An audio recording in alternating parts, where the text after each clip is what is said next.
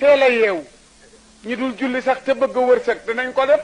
parce que nee nañu biddantikat du gudd fan. maa ngi lay bëgg a nettali ñetti ci biddantikat du ko dal dara baaxu ci na du gudd fan yàlla ñu ci yàlla musal fan wu gàtt aka bon du bari wërsëg soxla mu tëë faju yàlla ñu ci yàlla musal ma dem taarit du ko yomb biddantikat taar du rafet du bari wërsëg du gudd fan waaw yii ñett dara baaxu ci moom bu amul àjjana it yi baax na yii jar naa teel a kii na mu tudd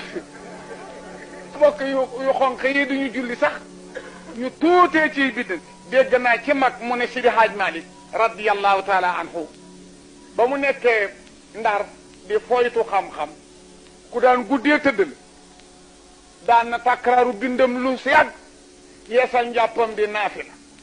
am bés nag mu di ko def ba mu guddi mu ne naa wéer sama wet gi noppal ba mu langaanii di yóotu fenêtre am pour tëj mu ngi jàkkaarloo kër Wesiya wala Sukaay wala Dalmas benn kër ci kër yu mag mu ngi fekk patron baa ngi takk weer yu weex ta lamp bi di vérifier carnet yi si daaj Malik bëtam ne toq ci moom mu yuux ne moo kii di toxal àddina rek ndee moo mën a ñàkk nelaw ak lalam bu nooy ba man Malik ma bëgg lu ma musal bàmmeel bëgg ndam bés pénc di mu ubb sànni